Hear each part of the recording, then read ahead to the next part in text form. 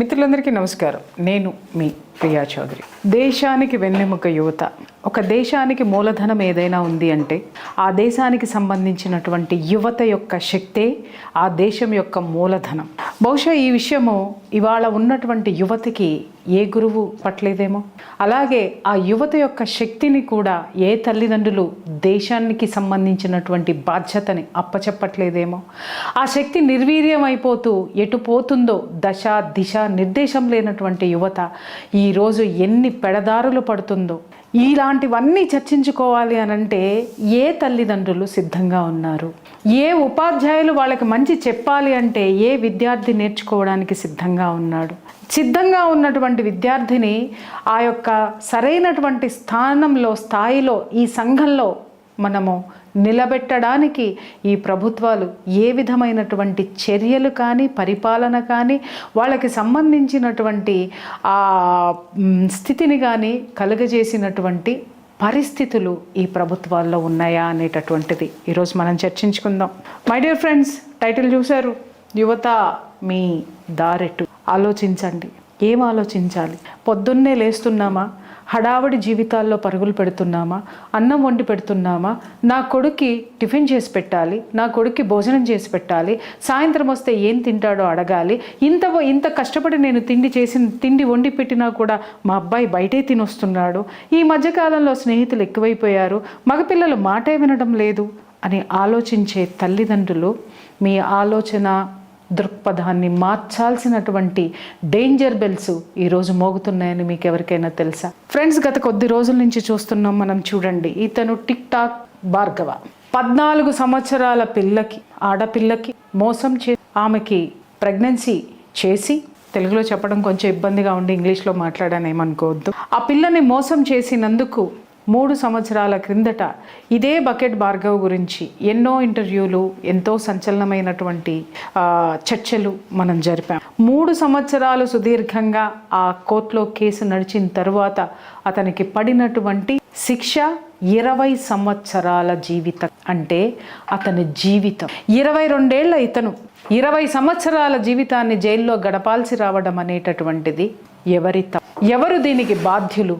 ఎవరు దీనికి సరైనటువంటి దారి చూపించేటటువంటి వ్యక్తులు ఎవరు? అందరూ వక్తలుగానే మిగిలిపోతున్నాం. యువతని మార్చేటటువంటి వ్యక్తులుగా, వ్యవస్థగా, శక్తులుగా మనం తయారవ్వాల్సినటువంటి అవసరం ఉందేమో. ఇవాళ రేపట్లో చాలా చూస్తున్నాను. నేను చాలా సందర్భాల్లో కూడా, నిన్నో మొన్నో కూడా ఒక విషయంలో నేను చాలామంది స్నేహితులు అడిగారు, ఎందుకు ప్రియా నువ్వు ఈ మధ్య మాట్లాడుతున్నప్పుడు నీలో ఆవేదన చాలా ఎక్కువ అవుతుంది అంటే, ఆవేదన కాదు, ఆవేదనతో కూడినటువంటి ఆక్రోశము, ఆక్రందన కూడా దాంట్లో మిగిలి ఉన్నాయి. యువతని మనం ఏ దుస్థితికి తీసుకెళ్ళిపోతున్నామంటే, ఆడపిల్లలు మగపిల్లలు ఈరోజు పొద్దున్నే లేస్తే ఎక్కడ తేలుతున్నారు ఒక్కసారి చెప్పండి. ఏరులై పారుతున్నటువంటి మధ్యంలో మునిగి తేలుతున్నారు మన యువత. వాళ్ళ యొక్క మార్గం ఎటువైపు ఉంది అని చెప్పేసానంటే, సాయంత్రం అయ్యేసరికి వైన్ షాపులను ఒకప్పుడు మాట్లాడుకుంటే, ఇప్పుడు ఎప్పుడు మూడ్ బాగోకపోతే అప్పుడు వైన్ షాపుల వైపు వాళ్ళ యొక్క ప్రయాణం సాగుతుంది. అక్కడ నుంచి అటువైపుకి సాగుతున్నటువంటి ప్రయాణము మళ్ళీ దాని నుంచి ఇంకెక్కడికి వెళ్తుంది అని అంటే ఎన్నోసార్లు జాగ్రత్తలు ఈ రోజుల్లో చాలా మనం మాట్లాడుకోవాలంటే యువత తనకు సంబంధించినటువంటి విషయాల్లో స్వతంత్రంగా వ్యవహరించటం అనేది చేస్తున్నారు. ఇది ఎంతవరకు కరెక్ట్?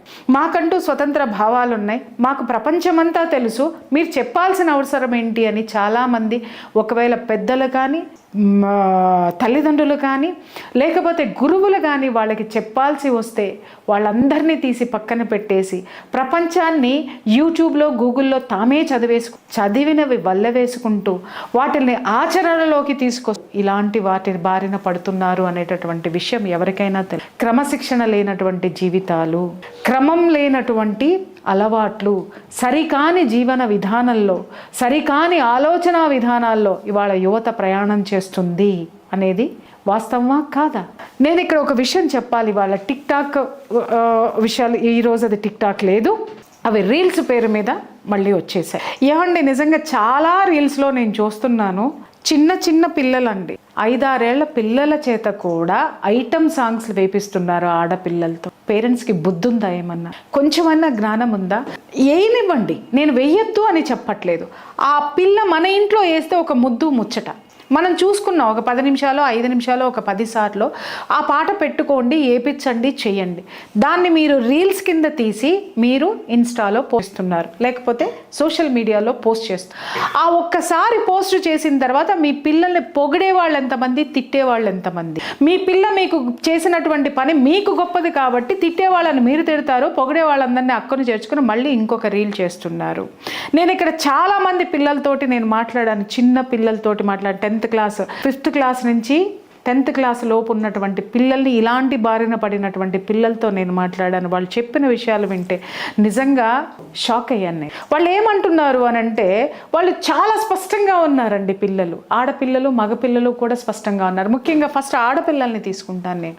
ఇలా మీరు ఆ ఐటమ్ సాంగ్స్ని మీరు ప్లే చేస్తూ వీళ్ళని టిక్టాక్లు చేపించి లేదా రీల్స్ చేయించి మీరు సోషల్ మీడియాలో పెట్టిన తర్వాత, పొగడ్తలు వచ్చిన తర్వాత, మీ అమ్మాయి ఇంకా ఇంకా ఇంకా అందరితోటి ముందుకెళ్ళాలి అని చెప్పి ఆ డాన్సులు మీకు రాకపోతేనో, లేకపోతే ఆ అందం మీకు లేకపోతేనో, లేకపోతే ఇంకేదన్నా విషయంలో మీ అమ్మాయిని గొప్పగా ఉంచాలనేటువంటి స్థితిలోనే అవే మొదలు పెడుతూ వస్తూ ఉంటే అది ఎలాంటి భయంకరమైన సిచ్యుయేషన్స్కి దారితీస్తుందో పేరెంట్స్ మీకు తెలుసా?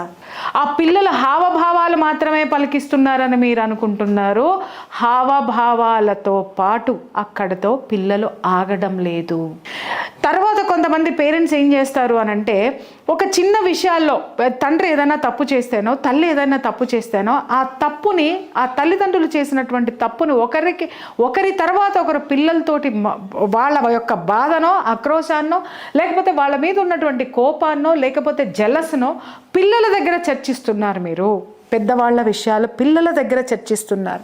వాళ్ళకి ఏం అర్థం చేసుకోలేకపోతే పదే నీ తండ్రి అలా చేస్తున్నాడు, నీ తండ్రిని గురించి నువ్వు ఆలోచించవా, నీ తల్లి ఏంటో నువ్వు ఆలోచించవా, నీ తల్లి ఎంత అన్యాయం అయిపోతుందో ఆలోచించవా అని చిన్న పిల్లల మనస్తత్వాన్ని ఇంటి విషయాల మీదకి మళ్లించడం వల్ల వాళ్ళు అక్కడితోటి ఆగుతున్నారా? తండ్రి ఎలాంటి తప్పుదోవల్లో పోతున్నాడో తెలుసుకున్న తర్వాత ఆ తప్పుదోవలు ఏంటనేది ఆలోచించేటటువంటి ఆ ఆలోచన సరళ అక్కడితో ఆగిపోతుందా?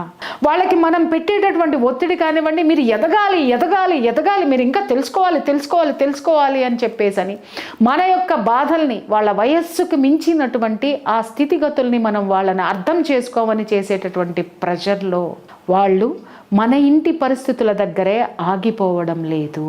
మీకు తెలుసా, 15 ఏళ్ల పిల్లలు 30 ఏళ్ల ఆడపిల్ల, ఒక 15 ఏళ్ల ఆడపిల్ల 30 ఏళ్ల ఆడపిల్లకు ఉన్నటువంటి ఆ మనస్తత్వం ఉంది. ఎలాంటి మనస్తత్వం ఉంది అని అంటే, నేను నా శరీరం అన్ని విధాలా అన్నిటికీ సిద్ధంగా ఉంది, అలాగే నా జీవితము అన్ని కోణాల్లో నా చేతుల్లో ఉంది, నేను చక్కదిద్దుకోగలిగేటటువంటి నైపుణ్యం నా చేతుల్లో ఉంది, అలాగే నా జీవితాన్ని నా ఇష్టం వచ్చినట్టు నేను గడిపేటటువంటి హక్కు నాకుంది అనేటటువంటి వయస్సుకు మించినటువంటి ఆలోచనల్లోకి వాళ్ళు వెళ్ళిపోయి ఈరోజు చేతుల్లో మనం ఇచ్చేసా ఒక భయంకరమైనటువంటి భూతాన్ని, ప్రేతాన్ని, పిశాచాన్ని.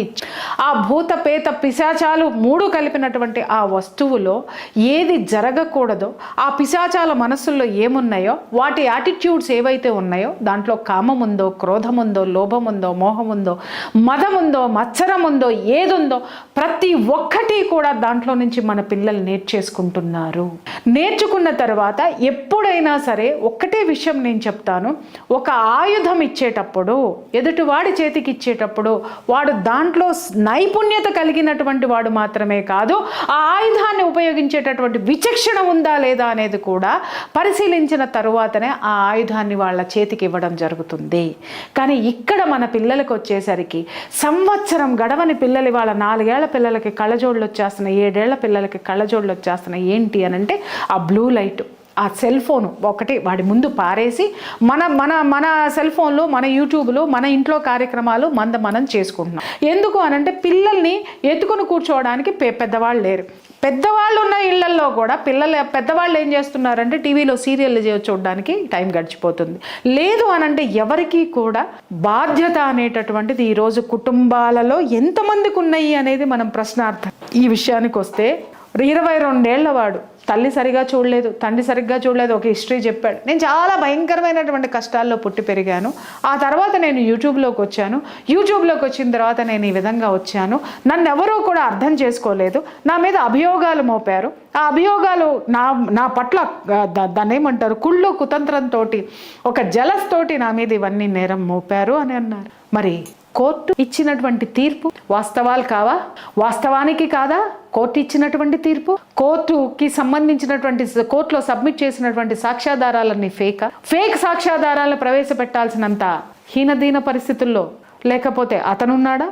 లేకపోతే అలాంటి పని లేని పనికిమాలిన పనిలో మన వ్యవస్థలు పనిచేస్తున్నాయా? ఏం మాట్లాడుతున్నారు ఈరోజు?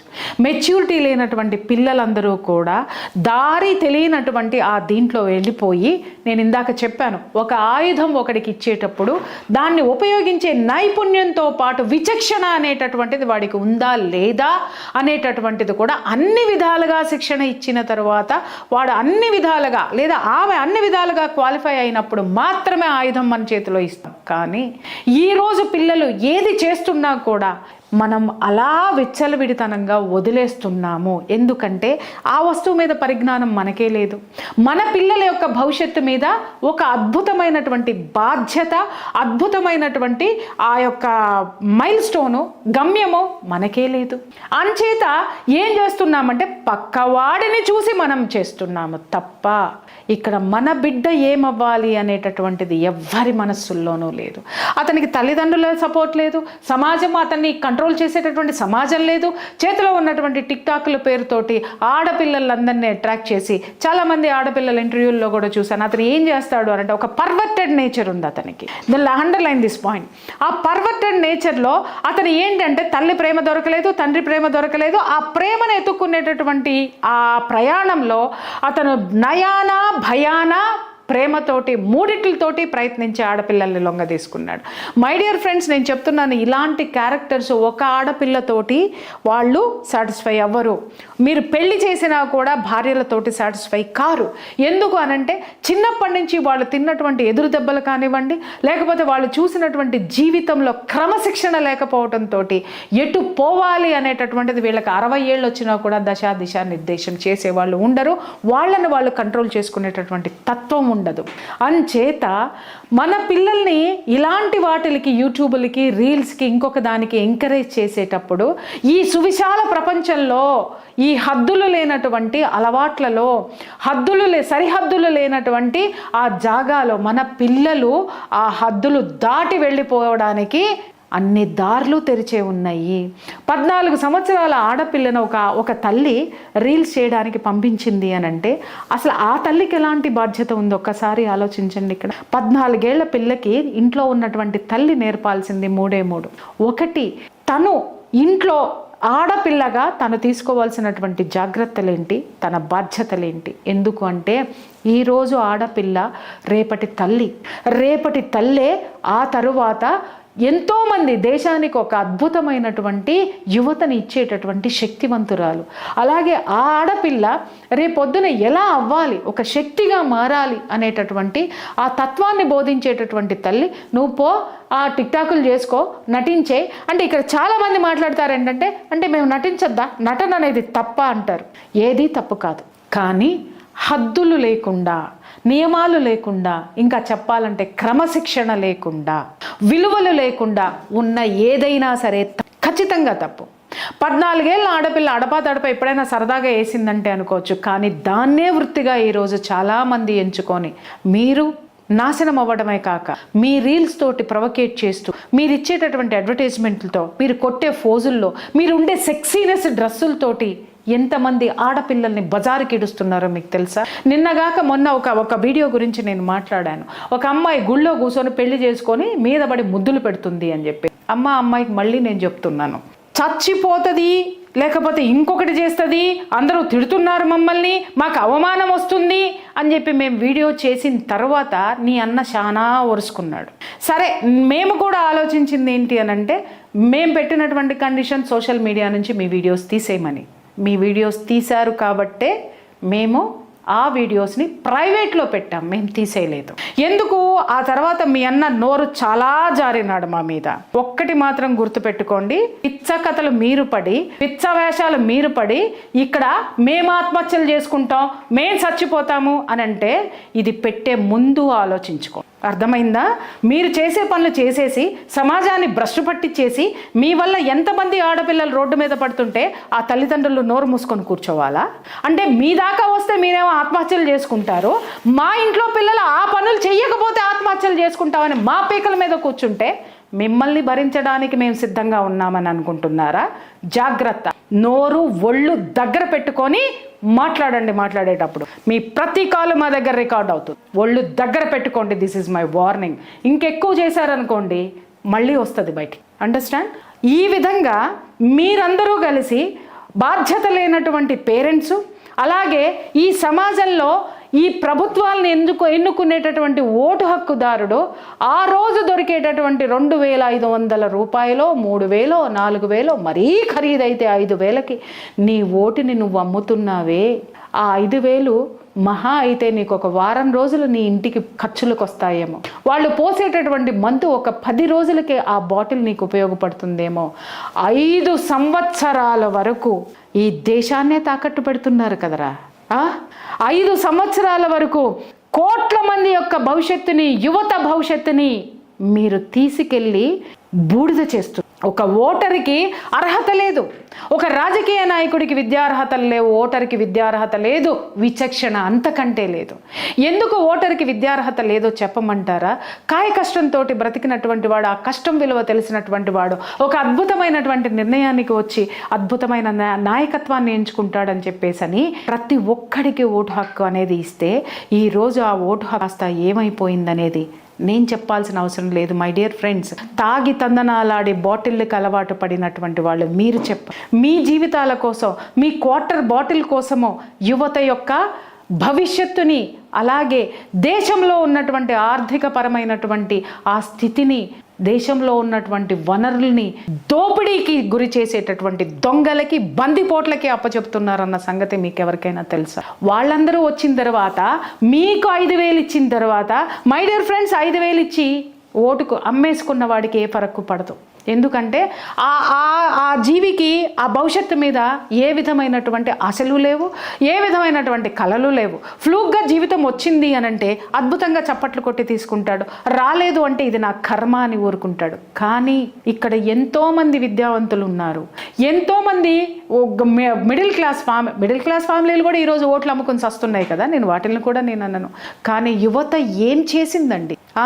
మీరు వేసేటటువంటి ఓటు మన భవిష్యత్తు, మన పిల్లల భవిష్యత్తు, మన శాంతి భద్రతల భవిష్యత్తు, మన రక్షణకి సంబంధించింది, మన ఆర్థికపరమైనటువంటి ఉన్నతికి విలువైనటువంటి ఓటు. ఆ ఓటు వేసిన వాళ్ళు కూడా నోట్లు ఏరుకునేటటువంటి క్రమంలో ఈరోజు 100 కోట్ల దోపిడీలు జరుగుతున్నాయి. అడవులు దోచుకోబడుతున్నాయి, అలాగే మైన్స్ దోచుకోబడుతున్నాయి, ఇంకా ఎన్నో ఎన్నో ఎన్నో ఎన్నో. ఒక ఎమ్మెల్యే దగ్గరికి వెళ్ళి మొన్న ఎవరో చెప్పారు, ఒక చిన్న సంతకం పెట్టివ్వమంటే 1,000 రూపాయలు అడిగాడంట. దౌర్భాగ్యమైనటువంటి పరిస్థితుల్లో మనం వెళ్ళాం. ఈ స్థితిలో యువత ఆలోచించాల్సినటువంటి యువత, ఆ యువతలో చైతన్యం చచ్చిపోయి ఇదిగో జైళ్ళ పాలైపోయి జీవితాంతం జైళ్ళల్లో మగ్గుతున్నటువంటి ఈ యువతని ఎడ్యుకేట్ చేసేదెవరు? వాళ్ళని చైతన్యపరిచేదెవరు? ఇక్కడ చూడండి, ఇంకొకటి చూసాం మనం. నిన్నగాక మొన్న ఒక పిల్లవాడు వాళ్ళ అన్న కోసం అని చెప్పేసని ఆ బస్టాండ్కి వస్తూ ఎవరో అమ్మాయిని చంపేస్తున్నారు అన్నా, నేను మళ్ళీ వస్తాను, నేను పలానా చోట ఉన్నాను అని చెప్పేసి అని అన్నాడు. ఆటోలో చంపుతున్నారు అని చెప్పిన తర్వాత ఆ పిల్లాడు శవమై తేలాడు. అసలు ఇంతకీ ఆ ఆటో ఏదో గడిచి 48 గంటలు అవుతున్నా కూడా ఆ యువతి ఎవరో, ఆటో ఎవరో, ఏంటో ఏదో ఇంతవరకు పోలీసులు పట్టుకోలేకపోయారు.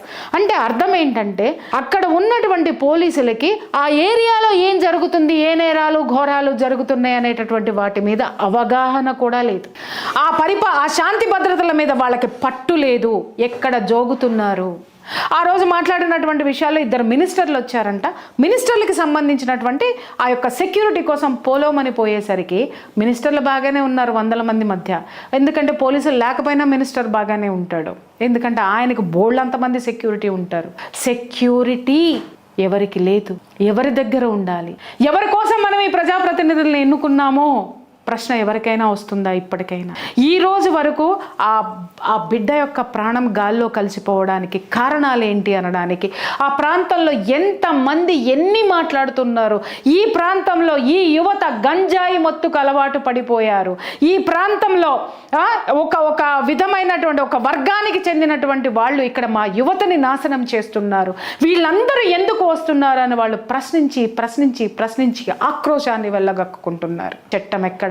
పరిపాలన ఎక్కడ? ఆ ఏరియా ఎమ్మెల్యే గారు ఎక్కడ? ఏవి ఏరుకుంటున్నారు? ఏవి ఏరుకోవడానికి ప్రయత్నాలు చేస్తున్నారో చెప్పాల్సినటువంటి అవసరం ఈరోజు. ఇవాళ మన యువతికి దిశ నిర్దేశం చేసేటటువంటి విద్యా వ్యవస్థలు లేవు, ఏ వ్యవస్థ కూడా లేదు. ఈరోజు ఉన్నటువంటి నిరుద్యోగ సమస్య విద్యార్థుల్ని ఈ విధమైనటువంటి దోపిడీ వైపుకి ప్రయాణం చేస్తున్నాయి, లేదా ఈ విధమైనటువంటి దౌర్జన్యాలకి గురవుతున్నాయి అనంటే రక్షణ ఎక్కడుంది అని ప్రశ్నించుకోవాల్సినటువంటి అవసరం ఇవాళ ఓటరుకు ఉంది అని మాట్లాడుతున్నాను నేను. ఓటర్ని పక్కన పెడదాం కొద్దిసేపు. మహిళ ఒక ఇంట్లో ఒక స్త్రీ చైతన్యవంతురాలైతే కుటుంబం బాగుపడుతుంది. ఆ కుటుంబం బాగుపడినటువంటి కుటుంబంలో ఉన్నటువంటి స్త్రీలు ఉన్నటువంటి వాడ ఎంత బాగుపడుతుంది, ఆ వాడ బాగున్నటువంటి ఆ వాడలన్నీ బాగున్నటువంటి ఊరు ఎంత చైతన్యవంతంగా ఉంటుంది. ఒక్కసారి ఆలోచించండి. ఇవాళ ఈ యువత యొక్క భవిష్యత్తు ఇంట్లో ఉన్న ఒక స్త్రీ మీద ఆధారపడి ఉంది. ఆ స్త్రీ యొక్క ఈ చైతన్యం రావాల్సినటువంటి అవసరం ఉంది. మన బిడ్డలు రేపొద్దున ఎక్కడికి పోతున్నారు, మన నాయకులు ఎలా ఉన్నారు, మన వ్యవస్థ ఎలా పనిచేస్తుంది అనేటటువంటి ఆలోచన రావడానిక తెచ్చుకోవడానికే టైం లేదా? లేకపోతే వస్తే ఎవరున్నారు మాకు అని భయపడుతున్నారా? ఒక్కటి గుర్తుపెట్టుకోండి, పోరాడితే ఏమీ పోయేదేమీ లేదు ఫ్రెండ్స్, బానిస సంకెళ్ళు తప్ప. మనం ఈరోజు నోరు మూసుకుంటే పక్కింటి వాడికి ఇది జరిగింది, అది మనం కంట్రోల్ చేయకపోతే, కాపాడుకునే ప్రయత్నంలో లేకపోతే మన నట్టింటోకి రాదా? నాకు కొడుకులు లేరండి, నాకు పిల్లలు లేరండి, మా వాళ్ళందరూ సెటిల్ అయిపోయారండి, నేను హ్యాపీగా ఉంటానండి అని మాట్లాడతారేమో. అయ్యా, నీ ఇంటికి ఇదే గంజాయి తాగినవాడు డబ్బులు లేకో గంజాయికి అలవాటు పడిపోయి దోపిడీకి వచ్చి నువ్వు అడ్డం పడితే నీ తలకాయ పగల కొడితే ఏం చేస్తావు? దోపిడీలు, దొంగతనాలు ఈరోజు యువత ఏ వైపుకు వెళుతుంది? చదువుకున్న చదువుల్లో నైపుణ్యం లేనటువంటి చదువులు, కేవలం సర్టిఫికెట్లకు మాత్రమే పరిమితం అయిపోయినటువంటి చదువులు. ఈ యువతని ఎటువైపు మళ్లించాలి? మళ్లించే నాయకులు ఎక్కడా? నాయకుల్ని తయారు చేసే వాళ్ళు ఎవరో చెప్పమంటావా? తల్లి, ఒక కుటుంబంలో ఉన్నటువంటి తల్లి ఆ ఇంట్లో నాయకుల్ని తయారు చేస్తుంది, కవులను తయారు చేస్తుంది, కళాకారుల్ని తయారు చేస్తుంది. కానీ ఈరోజు ఆ తల్లి నైరాశ్యంలో ఉందా, లేకపోతే అమాయకత్వంలో ఉందా, లేకపోతే నాకెందుకులే అని ఉందా, లేదా స్వార్థంలో ఉందా? స్వార్థంలో ఉన్నటువంటి ఓ తల్లి నువ్వు మేలుకోకపోతే ఇలాంటి వాళ్ళు పుడతారు, ఇలాంటి వాళ్ళు బలి అవుతారు. ఈరోజు తల్లులు, ప్రతి ఒక్క తల్లిని బిడ్డ ఎక్కడికి పోతున్నాడు, ఏం చేస్తున్నాడు, ఎందుకు మాట వినట్లేదు, ఏమైపోతుంది అనేటటువంటి వ్యవస్థల మీద తల్లులందరూ కూర్చొని మీటింగులు పెట్టారు. తల్లులందరూ కూర్చొని ఒక శక్తిగా తయారు అవ్వండి. ఒక సామెత ఉంది, గడ్డి పోచలు సైతం మింటిగా ఏర్పడి ఏనుగునైనా బంధించగలవు అని చెప్పేసని. స్త్రీ గడ్డిపోచగా తనను తాను మలుచుకుంటుందా? కాదు. మింటిగా ఏర్పడేటటువంటి శక్తి కలిగినటువంటి ఆ పోచ మింటిగా ఏర్పడుతుందా? ఒంటరిగా మిగిలిపోయి ఇలా బిడ్డల్ని పోగొట్టుకుంటుందో? మీరు ఆలోచన. Thank you.